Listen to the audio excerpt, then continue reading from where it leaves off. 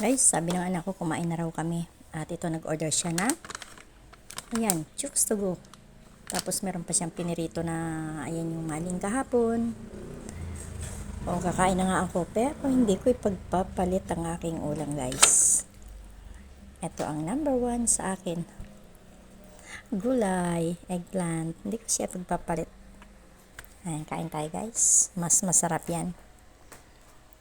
Mas masarap yan kesa dito. Yan, ulam nila kagabi pa yan.